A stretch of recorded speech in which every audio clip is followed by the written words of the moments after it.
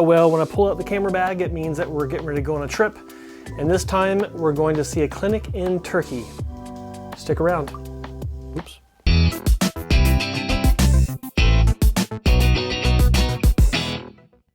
Yeah, like I said, we're going to review a clinic and it's going to be in Turkey. And the thing about Turkey is I've been there twice already. It was about 6 years ago. And the last time I was there was for an FUE workshop with a bunch of doctors, and it was a fantastic experience. But what I saw there at the time really was disturbing as far as the hair transplant industry goes. I was involved with the market there for a short while, but I pulled back because I wanted to see how things settled. And here we are 6 years later. Let's just talk about it on the way over.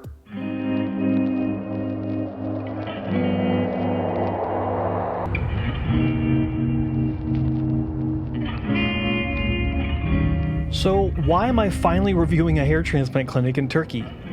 Well, it's not because I haven't had any applications. Most of the applications I've gotten over the years are from hair transplant clinics in Turkey, so that's not it.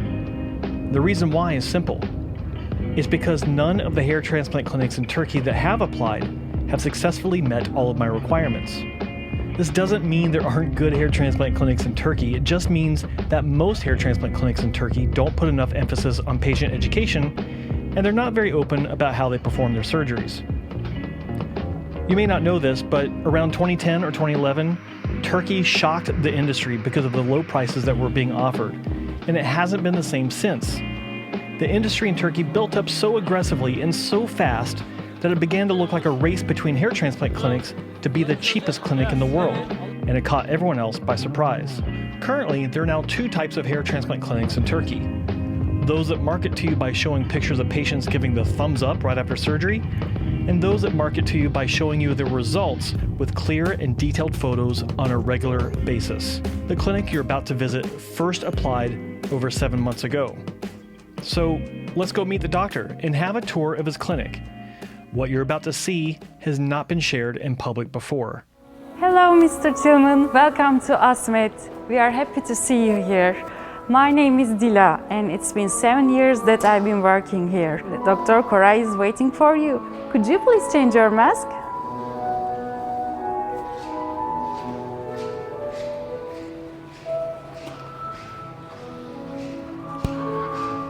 Hi, Joe. I'm very happy to see you here. Welcome again. You know the pandemic conditions, so we are adapting our systems. I'm sorry for that, but as a first step, if I want to make you a clinic tour, but as a first step, we have to make an antigen test to see if you have any contact with coronavirus. Then I want to make you a summary and I want to show you different parts of the clinic here. This is the test room. This is the first step. Hello, welcome. My name is Beyza. Ben hemşireyim. 3 yıldır ASMED kliniğinde çalışıyorum. Şimdi size COVID testi yapacağım.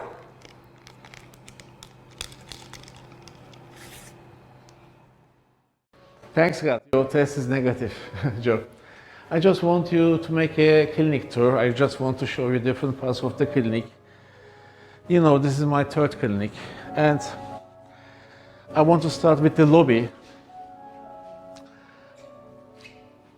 I'm in this field for more than 20 years, so according to my experiences, the first meeting with your patient is important because people have many question marks when they come to your clinic. They're asking themselves if it will be natural, if I choose the right place to do this surgery or not, this type of questions. So they're flying a long distance, and I just want to give them a peace, and I just want them to feel more relaxed because I'm sure every patient has crazy questions in their mind, and I just want to give them a pause to relax. So that's the reason I just want to build the entrance of the clinic as an art museum, something like that. Why?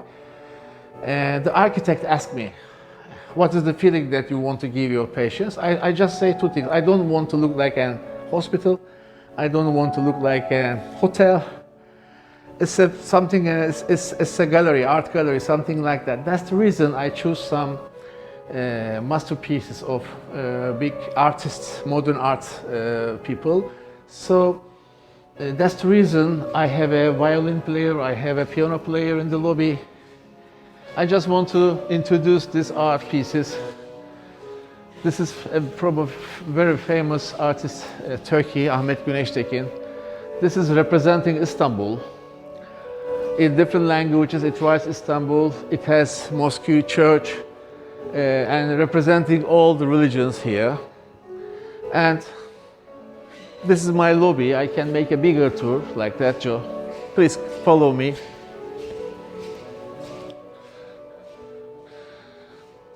People are waiting here and relaxing. There's another art piece there. It's again from another Turkish artist. It's a modern art. It's Melting Memories. Refik Anadol. They are both, Ahmet Güneştekin and Refik Anadol are also my patients. This art is made by using EEG waves of brain and by using a deep learning system. And he combined and he's making this type of modern digital art. When I see this, I say, okay, that's the point. Why? Because ASMED are art, science, medicine, education and dedication, ASMED. This art is representing me. Why? Because there is art, there is medicine, and there is science inside. And that's what I just want to give a feeling to my patients, that we are combining of art, medicine, and science.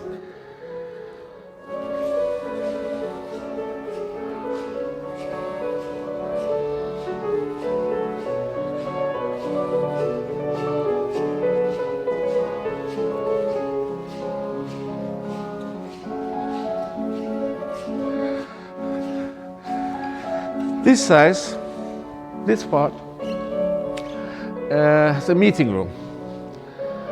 Why we made a meeting room? Because every Thursday we are coming here, all the team, and we are evaluating our surgeries. We are checking our graft quality. We are checking our results. If the patient is happy or unhappy, in which part we made a mistake, what should be better, what can we do much better. In every Thursday, we are discussing this type of things here. And also reading, we are giving papers to all patients and they're writing their comments about the clinic. Somebody doesn't like the food, somebody doesn't like something, or they're happy. So this area for us is a place to judge ourselves, what we are doing right, what we are doing wrong. Now we will continue to visit the clinic, different parts of the clinic. I just want you to take to the second floor. Okay, please follow me. Now we are in the second floor of the clinic. I just want to show the rooms here. Here we have a big coiffure salon. So what we are doing here, when the patient is coming for the surgery, we are shaving his hair, we are washing his hair and preparing for the surgery. And even after the surgery, we are making the bandage and postoperative care here in this huge room. Now all the team is in the surgery rooms, and so it's empty, but probably in half an hour this area will start to be many people here. And here we have a conventional photo studio. When we want to take a photo in a classical way, we use this room, especially, for example, if you made a scar, burn scar, or some specific repair cases.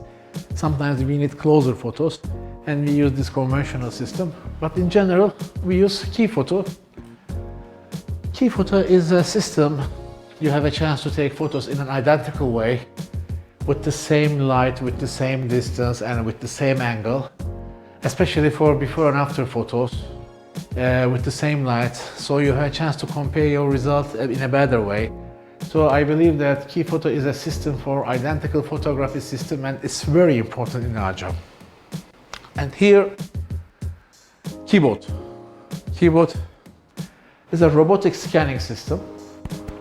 Why we need this?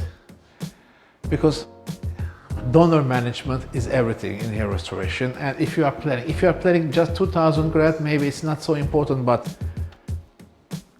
hair loss is a process that we are losing hair in every day. So we need to use in a donor, and how to use your donor is the very important part of hair transplantation. So we need mathematics. If you are planning more than 5,000 grafts, if you need in 2-3 surgeries, I have many patients more than 10,000 grafts extracted and placed.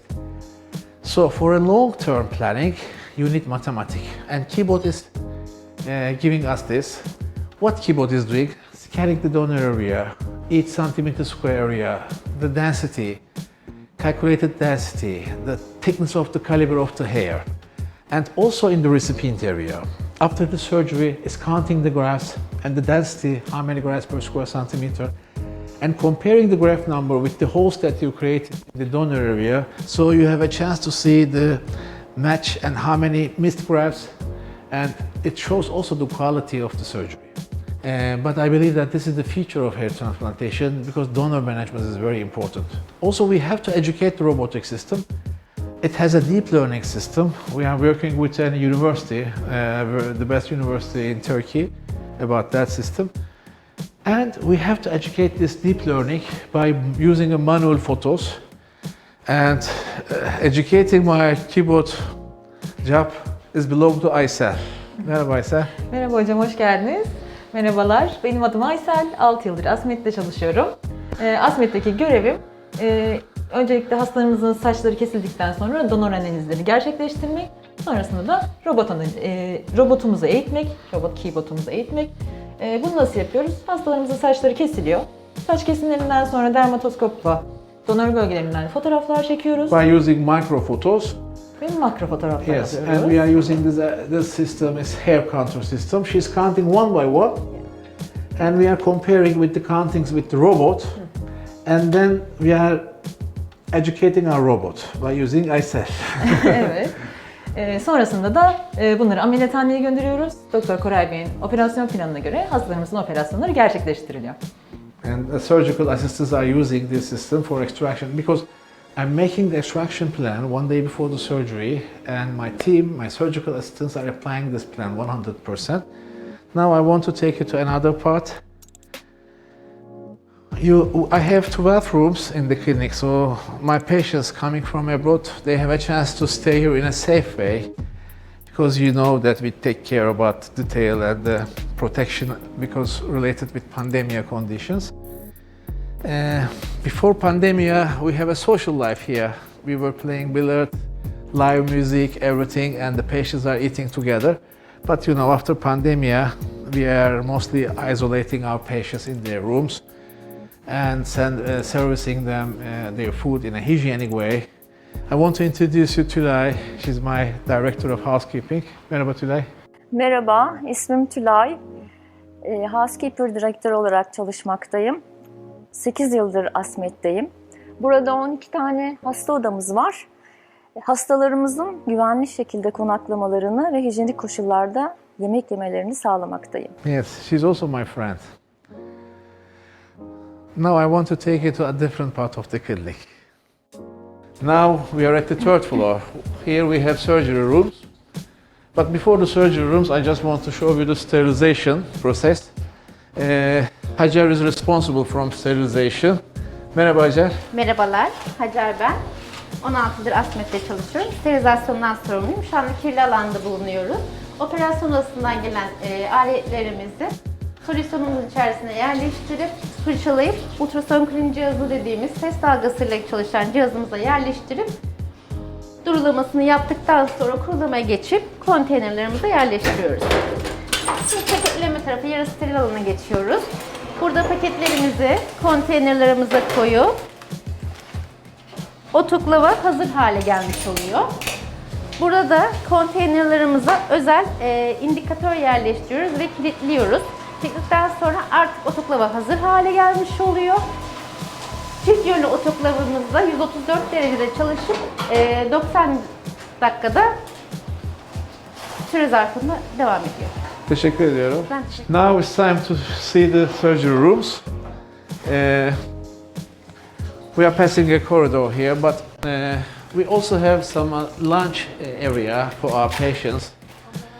Here they can have their lunches during the surgery room. If somebody is smoking, also they can use the terrace for smoking. And by passing this way, this is semi-sterile, and then I will pass the sterile part. I just want to introduce you our anesthesiologist, Dr. Umut. He is also waiting for us, and he will tell us the monitorization system and all the details. Hello, this is the anesthesiology team of ASMED. I am Umut and this is Volkan. We are monitoring the patients here with a special viral system.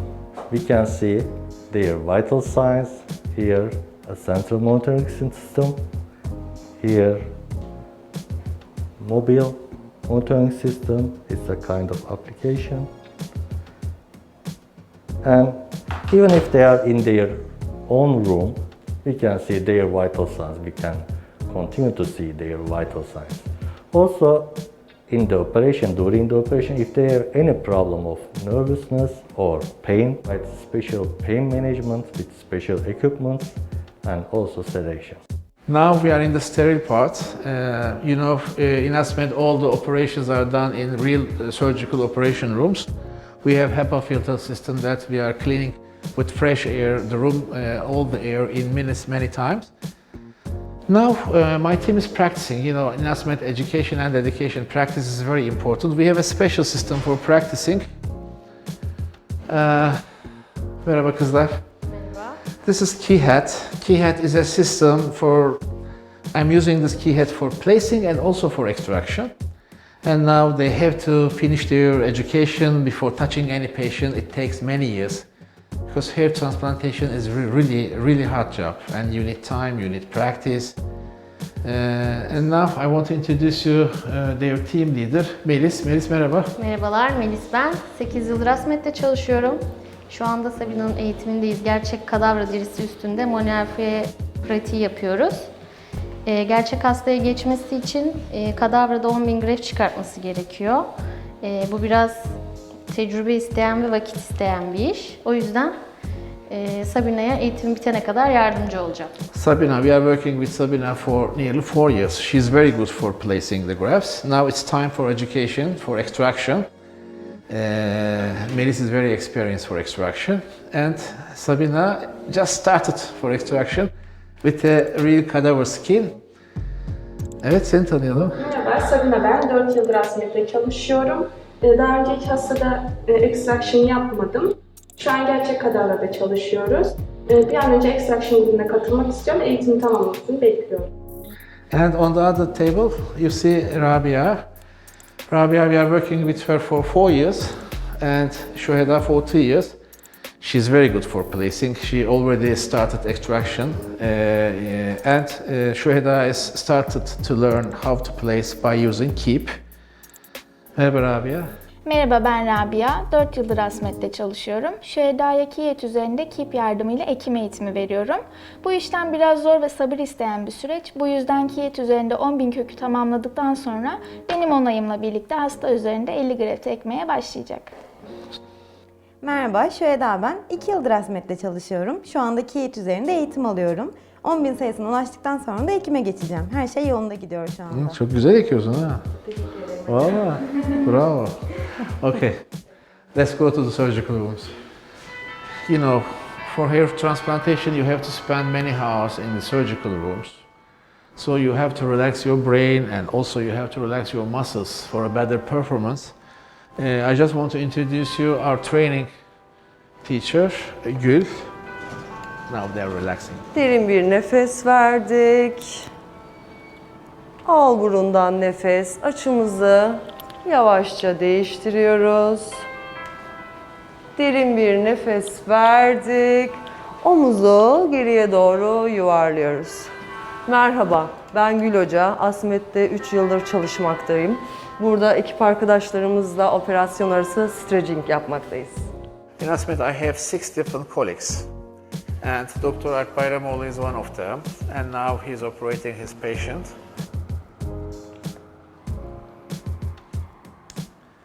Hello, this is Dr. Alp Bayramoğlu. I've been working in ASMED clinic with Dr. Koray Erdoğan for 4 years. We plan everything after the consultation. We use the keyboard analyzing system for the donor area here. And we make our plans, and our surgical team, they perform the extractions according to this plan. And as you see here, when we get the grafts, when we extract them, actually we send them backstage to our team there, and they examine it under microscope, and we are checking out the actually graft quality, and also the hair numbers per follicle, and also the telogen rate and the miniaturization. So this is our routine, daily routine in the surgery room. Merhabalar, ben takım lideri Yasemin. 8 yıldır ASMED'de çalışıyorum. İşimiz gerçekten çok dayanıklılık, sabır ve emek ister. Çok zor ama çok keyifli bir işimiz var. I totally agree. Let's go.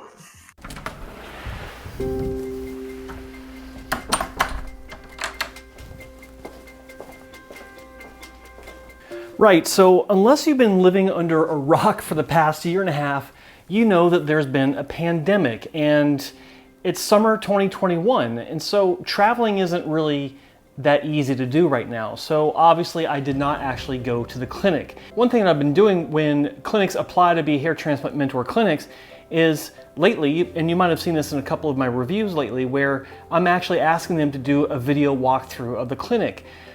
What I wasn't expecting with this video walkthrough was that Dr. Erdoğan would be pretending that I was actually there. I thought that was an original idea. It was witty, and I enjoyed it. Yeah, so we're going to talk a little bit about the clinic because there's some points that were very important for me when I was reviewing this information.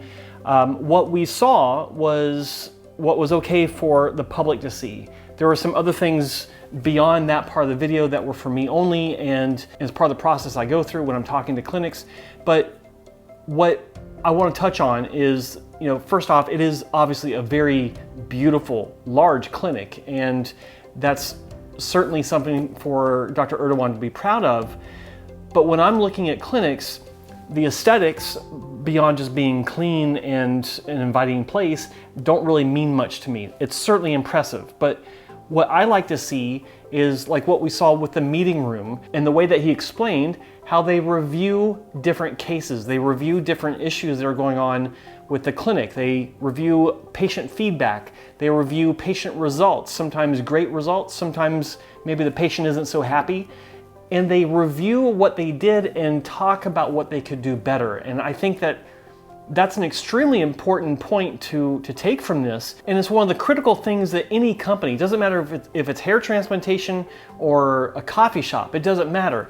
If you review what you're doing, not just right but also wrong, and endeavor to improve, then that means that you're going to be successful usually. And it's especially refreshing to see when a clinic that's at the top of their game, I mean, they've been known worldwide for many years, they still do this, and it tells me that they're not complacent with how they do things and how they perform surgeries and how they treat their patients. It was a fantastic piece of information for me to see because far too many clinics simply don't do this.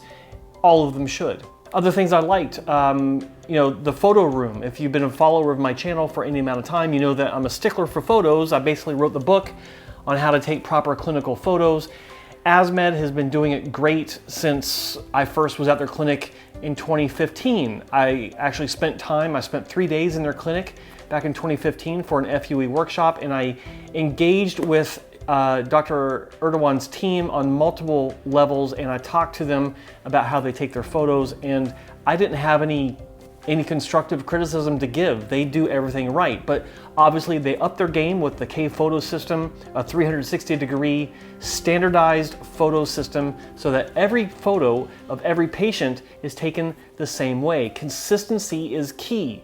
And then of course moving on to KBot, the artificial intelligence system that I've known about for a while. I've known about the coverage value system that Dr. Erdoğan came up with and how it's been integrated into the KBot system and the deep learning AI, and it's better now than it's ever been, so that's great. And then there are other things that stood out to me that are really important, such as technician training. And there is no other clinic in the world that has such a rigorous and detailed training program as ASMED. They actually use real human tissue from cadavers to practice their FUE extractions. And needing 10,000 grafts of experience under supervision before you can even touch a patient, that's better training than most doctors in the field today receive when they first start out themselves. Moving on, you got the exercises that are done in the OR during surgery so that the technicians are not worn out. This is another thing that should be done in all clinics, where the entire staff should just take a break for a few minutes, stand up, stretch out, do some moves to kind of get the blood flowing.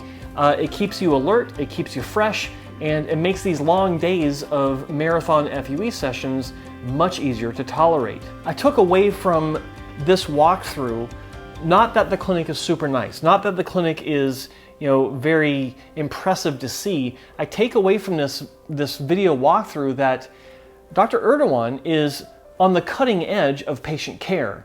Very few clinics have such attention to detail, and I know of no clinic where the doctor has developed so many technologies to monitor the patient, to make sure that the patient is looked after, with the weekly meetings, with the monitoring systems, with the K-bot system, with the K-photo system.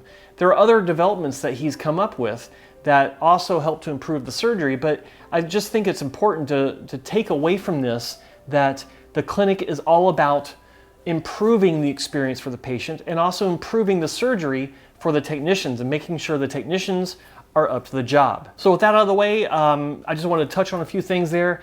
It's time to look at some results. So let's head to the studio.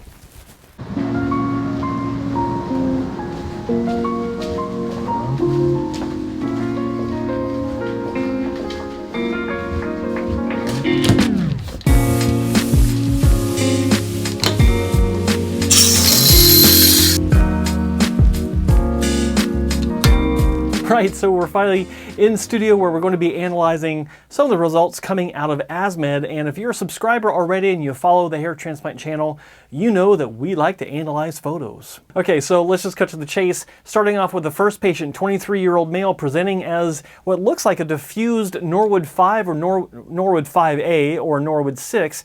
And I say that because he not only has the thinning, not bald spots, but thinning on top, but as we look at the back in the crown area, the crown density up above this, this demarcation is lower than we have in the occipital donor region. So it looks like it's diffuse thinning. And then when we go to the analysis of this patient's scalp using K-bot, and we can look at the parietal macro images as well as the occipital. We also have temporal, but that's just too many photos to deal with. But as we look at the parietal, I believe this is the left side, patient has about 154 hairs per square centimeter with 70 follicles per square centimeter. With hair shafts, they're about 63 microns. What's interesting is you can also look at the percentage breakdown of singles, doubles, triples, quads, and so forth. So we've got 17.1% of the hairs in this region are single hair grafts. 50% of the hairs in this region are 2 hair grafts, 28.6% are 3 hair grafts, with 4.3% being 4 hair grafts, and no 5 or 6 hair grafts in this area. The right parietal side of the donor region is pretty similar to that. You've got 152 hairs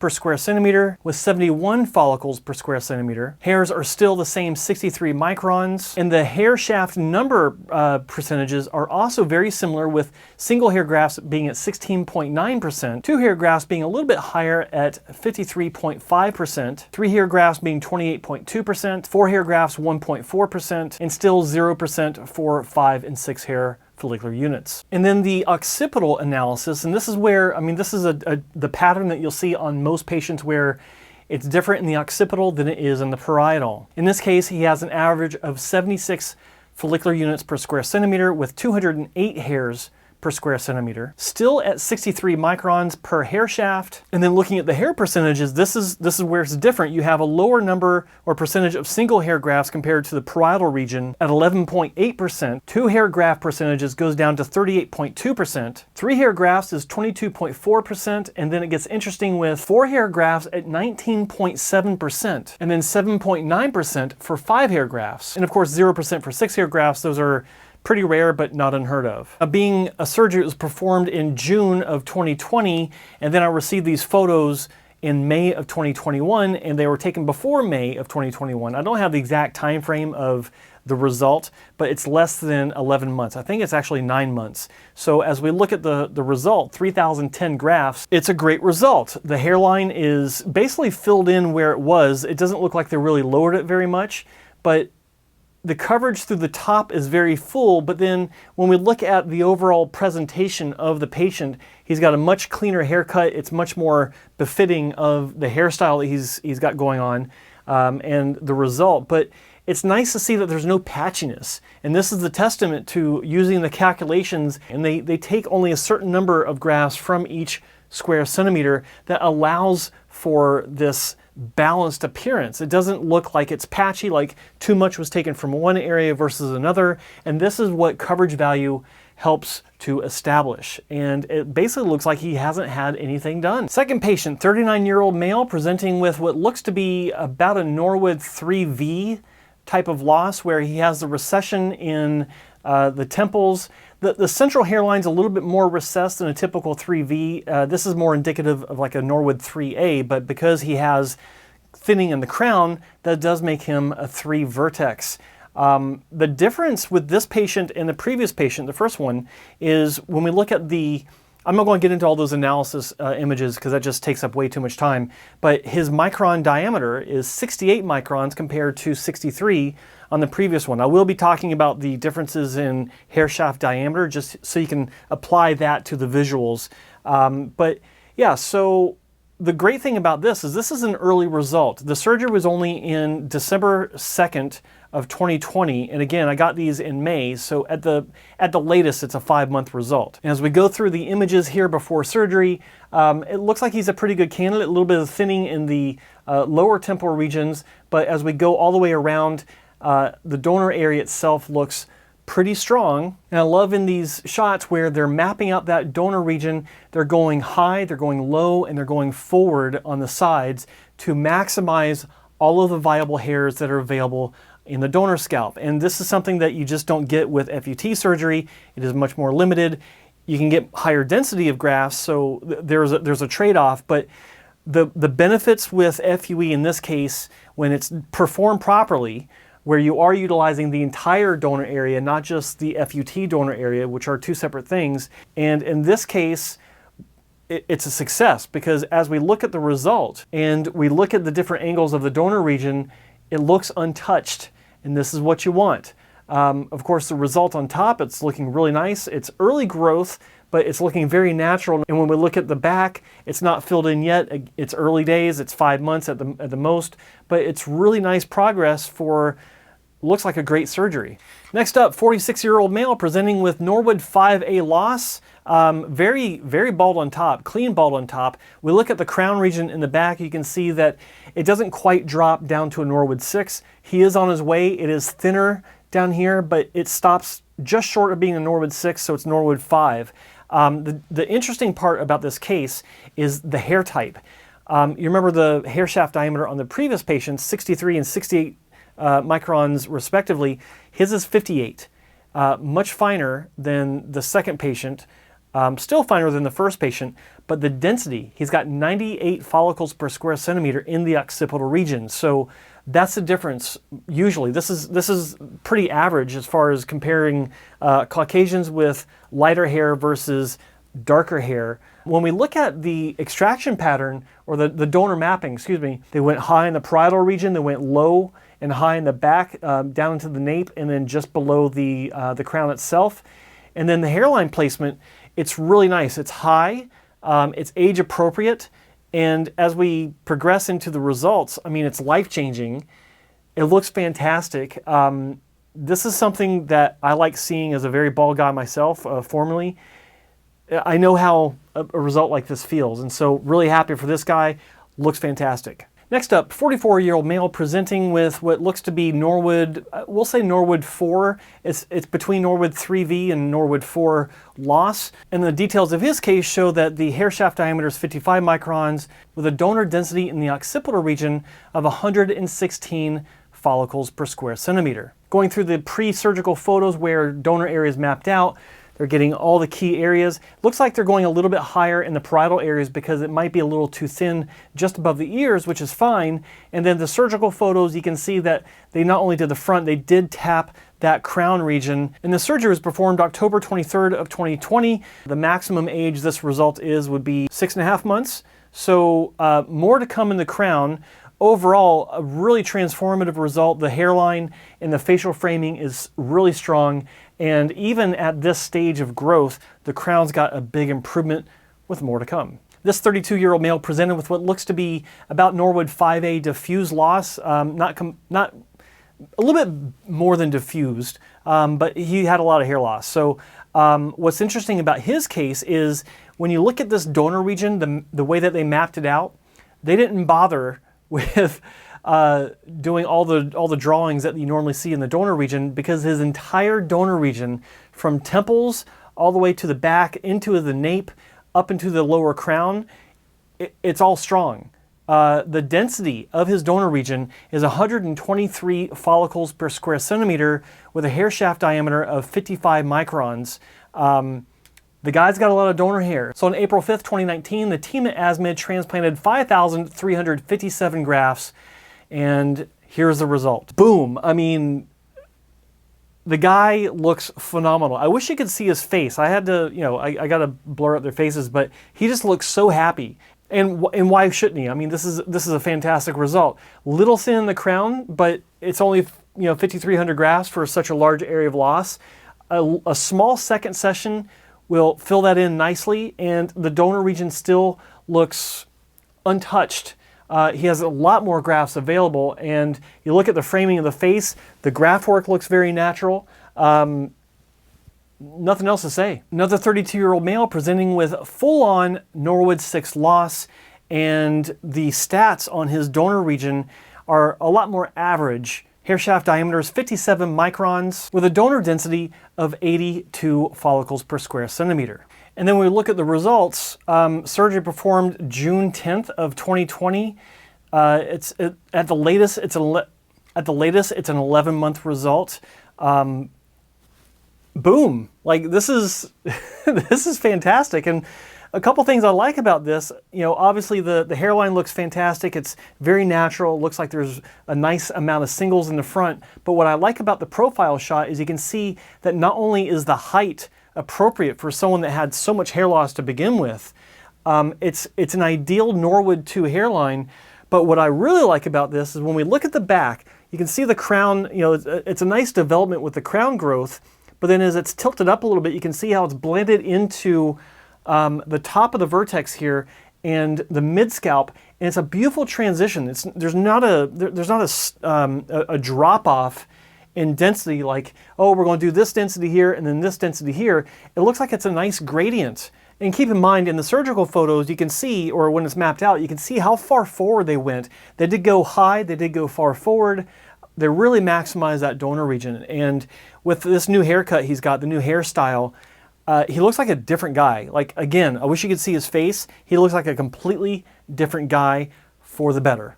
This next case is pretty much my favorite. 39-year-old male presenting with diffused Norwood 6 loss that he's had a surgery before, and it might actually be Norwood 7 diffused. And I say that because not all the hair on top is transplanted. He did have another transplant with another clinic before, but you can see how these parietal areas have dropped. Normally, like on a Norwood 6, this area would be much higher. You'd have it go up to the angle change on top of the scalp, and then there would be these, almost like these triangular humps that go a little bit further into the scalp. Those are gone, and they've dropped considerably on both sides. And so the challenge here is not only dealing with the Norwood 6 pattern, but also having to balance that with the loss in the parietal region. So it's tough. And it doesn't help that the hair shaft diameter is very thin at 50 microns, and with an average density in the occipital region of 88 follicles per square centimeter, which isn't bad. I mean, that's a healthy number. But the microns, the 50 microns, that presents a challenge. So it's going to take more hair to get good coverage compared to someone before that has 68 microns. So, it's the math. And that's what Dr. Erdogan was talking about before with math is how you manage the donor region, and it makes sense, especially when you're looking at this. So 5,735 grafts, less than a year later. The surgery was performed in July of 2020, July 17th, 2020. And so it's less than a year old. I got the photos in May of this year, so at most it's 10 months old, or 9.5 months old. And phenomenal turnaround. Great result. Like, the guy's got to be super happy. The hairline is sorted, it's softer, you got more density, better singles up front, more singles up front to hide all the doubles that were there. The donor region looks really healthy and it blends in with the top. You don't have the obvious drop in the parietal areas that indicates he's got like an issue with hair loss. He just looks a little bit thin overall, but much stronger.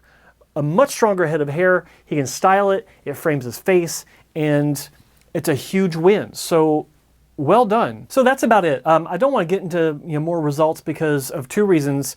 Number one, this is already the longest clinical review video I've ever made, and I don't want to drag it out much further.